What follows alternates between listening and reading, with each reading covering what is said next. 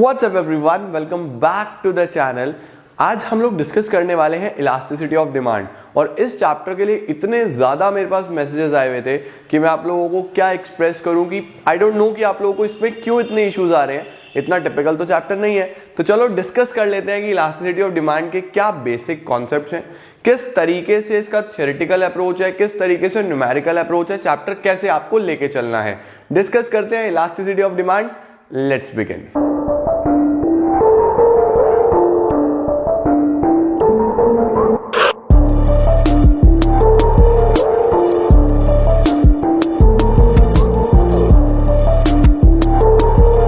तो गाइस शुरू करते हैं हम लोग इलास्टिसिटी के बारे में डिस्कशन करना। इलास्टिसिटी चैप्टर में 3 से 4 वीडियोस में कवर करूंगा, क्योंकि इसके अंदर आपको बहुत सारी चीजें अंडरस्टैंड करनी है, रटना नहीं है, ध्यान से समझो। इकोनॉमिक्स बहुत बहुत सिंपल है।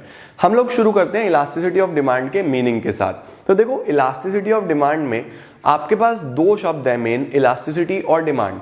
सबसे पहले डिमांड तो आप ऑलरेडी पढ़ के आ चुके हो कि एक consumer Whenever it comes to price, कि एक प्राइस के कॉन्टेक्स्ट में कितनी चीजें डिमांड कर रहा है, कितना डिमांड करने वाला है, कम करेगा ज्यादा करेगा, वो हम डिमांड में पढ़ के आ चुके हैं कि demand refers to the quantity which a consumer is willing and able to buy at each possible price during a given period of time.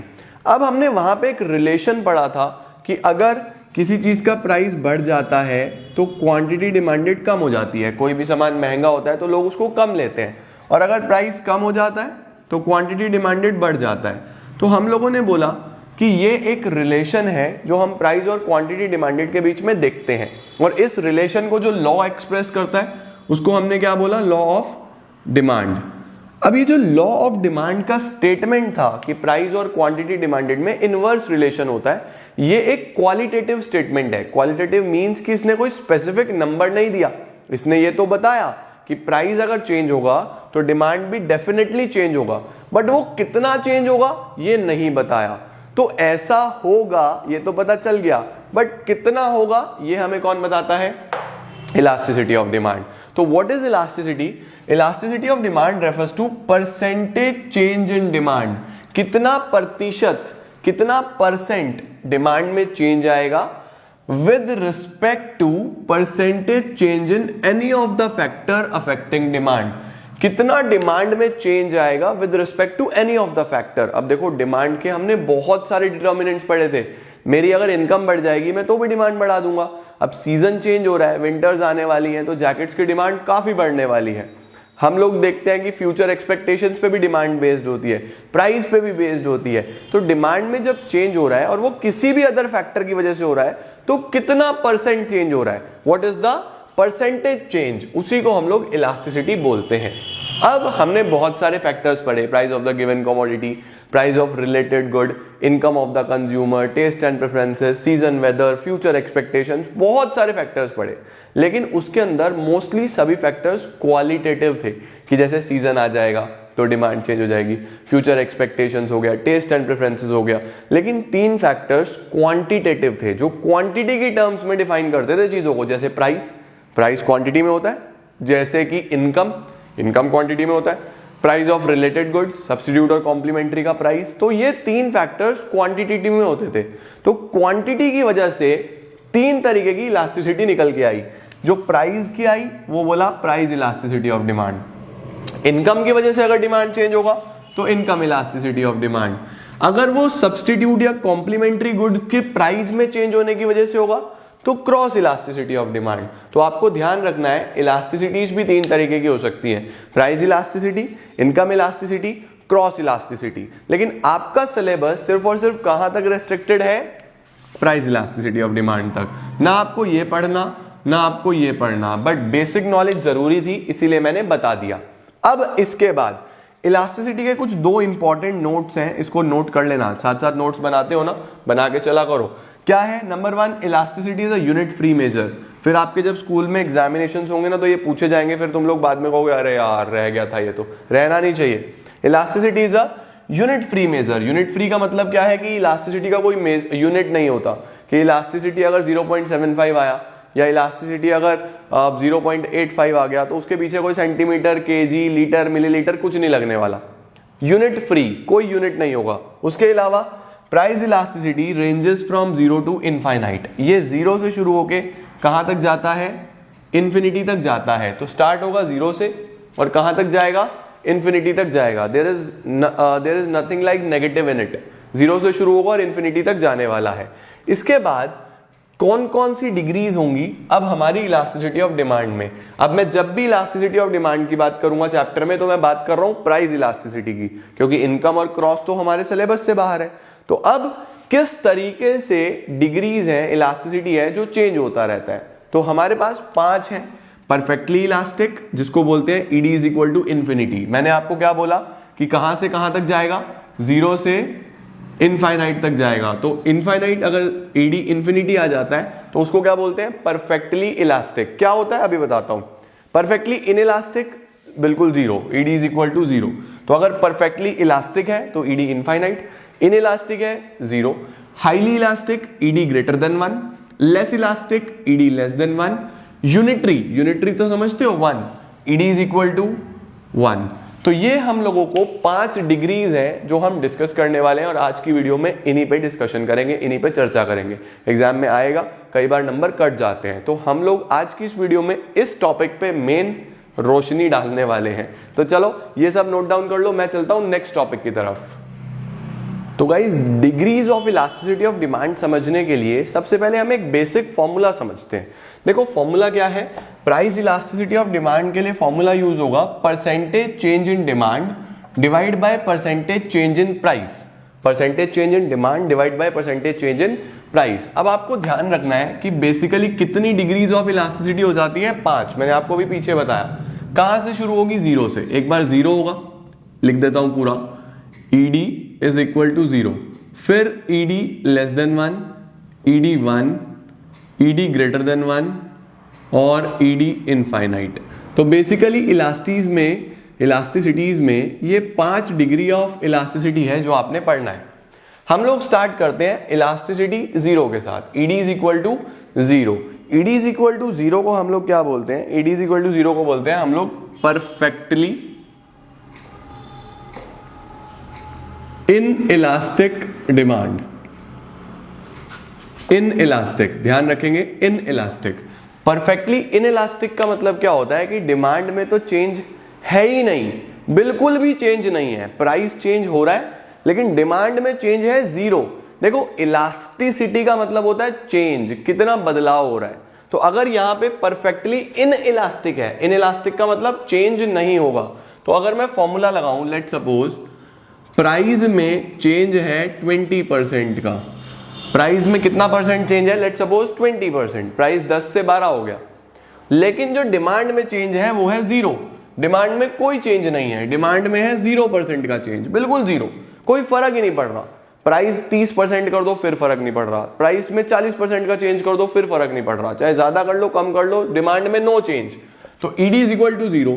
अब 0 upon something is 0, 0 upon something is 0। अब ये तो मैंने वैसे ही परसेंटेज में एक figure ले लिया था।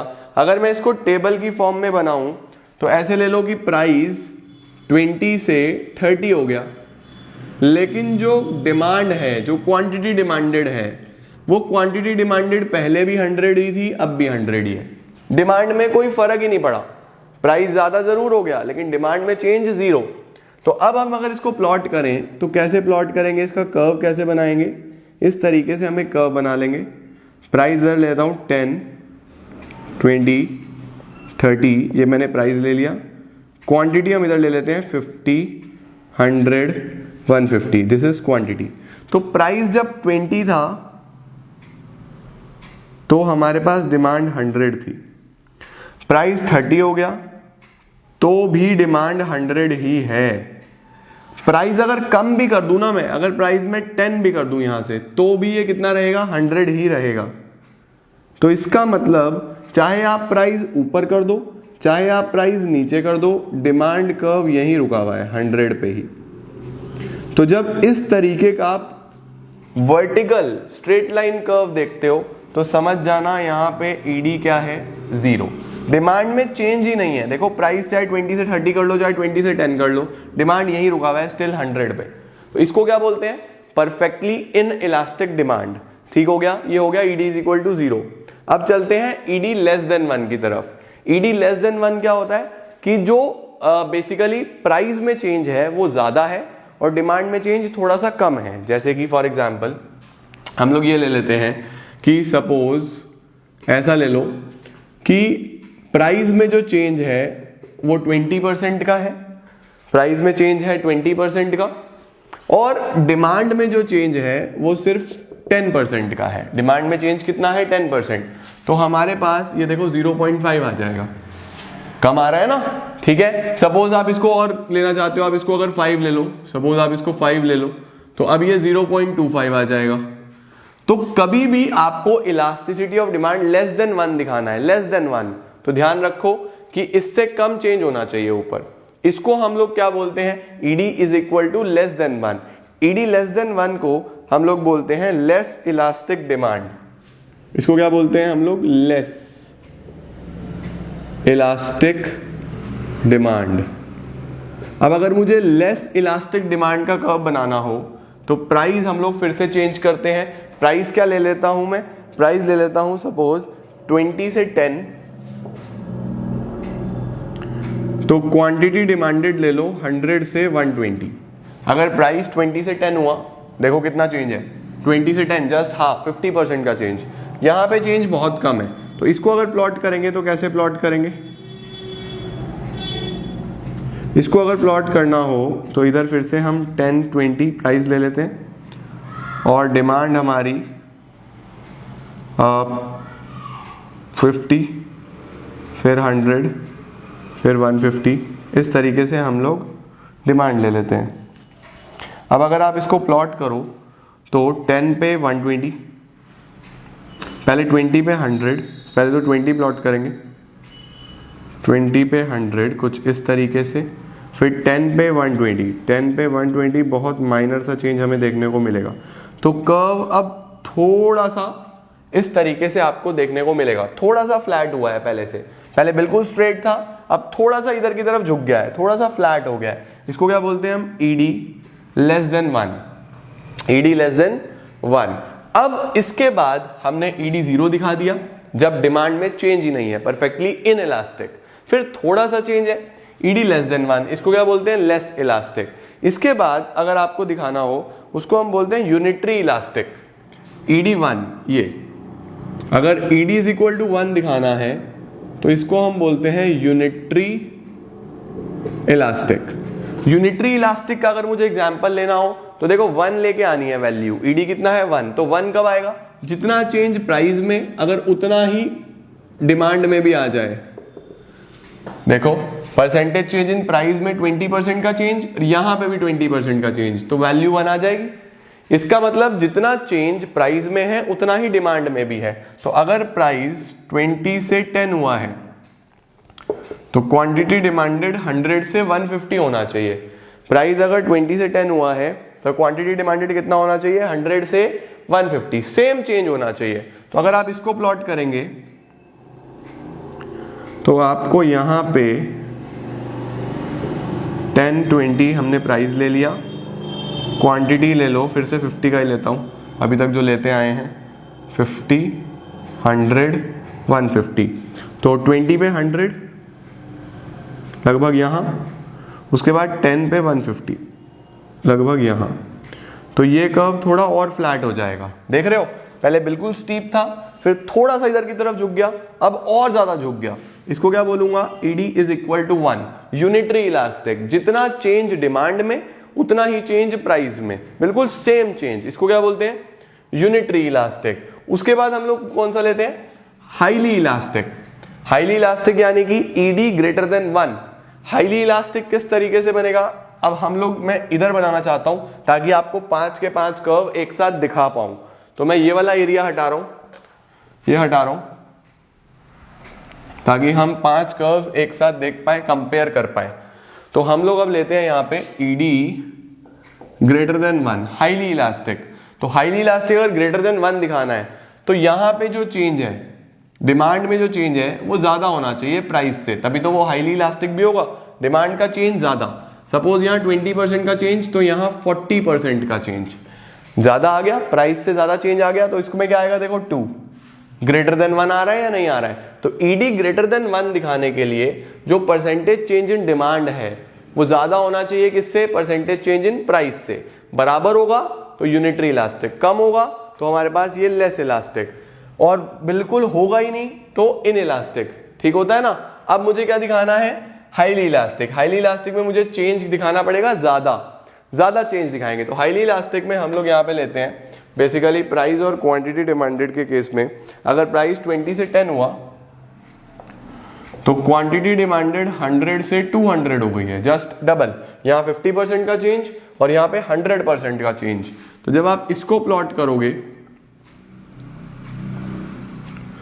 तो कुछ इस तरीके से हमें कर्व देखने को मिल जाएगा। 10, 20 इधर प्राइस ले लेते हैं और इधर वही 50, 100, 150। 20 पे 100 ये हो गया एक पॉइंट और 10 पे 200। अच्छा, तो ये इस तरीके से देखो और ज्यादा फ्लैट हो गया। जितना ऊपर जाता जा रहा है कर्व और फ्लैट होता जा रहा है, और ज्यादा फ्लैट होता जा रहा है। तो ये हो गया हमारे पास ईडी ग्रेटर देन 1। ठीक है जी।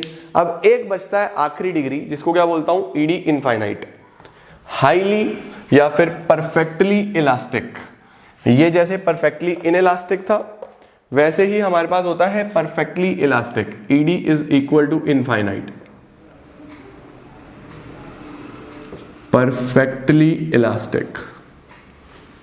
परफेक्टली इलास्टिक क्या होता है कि प्राइस में तो कोई चेंज ही नहीं है, percentage change in price. Suppose formula क्या है, percentage change in demand divide by percentage change in price. अब परसेंटेज चेंज इन प्राइस तो है 0 और डिमांड में कितने परसेंट का चेंज आ गया, एकदम से 50% का। नीचे तो 0% है, तो समथिंग अपॉन 0 इज इनफाइनाइट। ये हम मेजर ही नहीं कर सकते। ठीक है ना। तो अगर आपको परफेक्टली इलास्टिक दिखाना हो तो आप इसमें क्या दिखा सकते हो कि प्राइस को तो आप बिल्कुल स्टेबल रख दो। प्राइस को आप कितना ले लो, बिल्कुल बेसिकली फिक्स्ड 20, 20, 20 या 2 ही ले लो बस, 20, 20। और जो हमारे पास क्वांटिटी डिमांडेड है इसमें आप चेंज दिखा दो। तो प्राइस देखो मैंने बिल्कुल स्टेबल ले लिया, क्वांटिटी डिमांडेड को मैं 100 से 200 कर देता हूं। तो मुझे इसको अगर प्लॉट करना है तो हमारे पास इस बार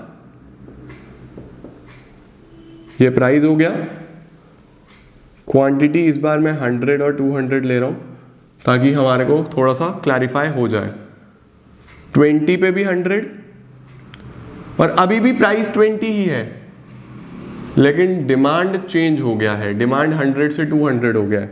तो यहां पे हमें ये हॉरिजॉन्टल स्ट्रेट लाइन कर्व देखने को मिलता है कि प्राइस में कोई चेंज नहीं है, इवन हल्का माइनर सा चेंज है, बिल्कुल माइनर सा चेंज है, वो इतना कम है कि वो राउंड ऑफ करके भी वही आ रहा है। लेकिन डिमांड में देखो कितना ज्यादा चेंज है। तो ये हमारे पास होता है ED is equal to infinite. इसको हम बोलते हैं perfectly elastic. ED is equal to infinite. अब मैं आपको बताता हूं एक चीज, सोचिए आप लोग कि अगर क्या कोई ऐसी चीज होती है जिसके प्राइस में 1 रुपए का चेंज करूं कि उसको 100 से 99 करूं और डिमांड डबल हो जाए, 4 गुना हो जाए? इम्पॉसिबल, ऐसा नहीं होता। तो हमारे पास ये जो ED is equal to infinite है ना, ये एक इमेजिनरी सिचुएशन होता है, ध्यान रखना है। रियल लाइफ में ये एग्जिस्ट नहीं करता। ये कैसा सिचुएशन होता है, इमेजिनरी। सिमिलरली एक ऐसा ही हमने और लिया, ये ईडी इज इक्वल टू 0 कि प्राइस जितना मर्जी चेंज कर लो डिमांड को फर्क ही नहीं पड़ रहा। ऐसा तो नहीं होता। आप प्राइस चेंज करोगे तो डिमांड पे तो इंपैक्ट आएगा, चाहे कम आए या ज्यादा है वो एक अलग बात है, लेकिन चेंज नहीं हो रहा, ऐसा नहीं हो सकता। तो ईडी इज इक्वल टू 0 ये भी एक इमेजिनरी सिचुएशन है। तो रियल लाइफ में अगर आप देखो इन 5 में से सिर्फ 3 डिग्रीज हैं जो एग्जिस्ट करती है। एक तो ईडी लेस देन 1 की थोड़ा सा चेंज, 1 इक्वली उतना ही चेंज, और हमारे पास एक आ जाएगा ग्रेटर देन 1 की थोड़ा सा ज्यादा चेंज। तो ये 3 तरीके की डिग्रीज हैं जिन पे आपको ध्यान देना है। अब अगर मैं इन सबको सम अप करूं और एक ही कर्व में आपको ये 5 कर्व्स बना के दिखाऊं, देखो जैसे जैसे ऊपर जाएगा कर्व बिल्कुल फ्लैट होता जा रहा है। तो अगर आपको ये पांचों डिग्रीज एक ही कर्व में बनानी हो, अगर आपको ये 5 की 5 डिग्रीज एक ही कर्व में बनानी है तो आप कैसे बनाएंगे? शुरू कहां से करेंगे? यहां से कर लीजिए। ये लीजिए, ये लीजिए, ये दो सबसे पहले इमेजिनरी ले ली हमने। सबसे पहले इमेजिनरी ये कौन सा हो गया? ED is equal to infinity, ये वाला curve, horizontal straight line parallel to X axis. एक इमेजिनरी है ED is equal to 0, vertical straight line parallel to Y axis.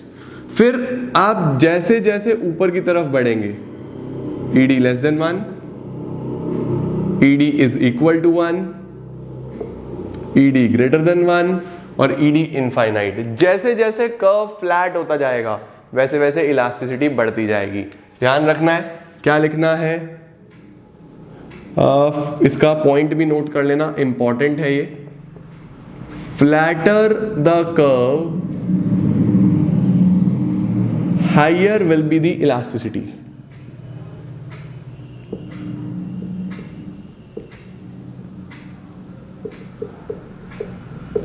जितना ज्यादा फ्लैट होगा उतनी ज्यादा इलास्टिसिटी बढ़ती चली जाएगी। यही तो इसमें मजा है।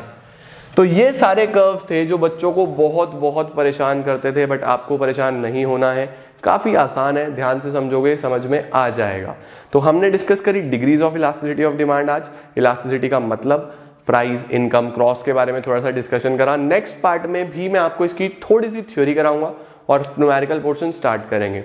3 से 4 पार्ट्स में रहने वाला है क्योंकि थोड़ा सा टेक्निकल है बट इजी है, समझोगे तो हो जाएगा। तो आज के लिए इतना ही, नेक्स्ट वीडियो में मिलते हैं इलास्टिसिटी की कुछ और टॉपिक्स लेके। तब तक के लिए take care, thank you so much, bye bye.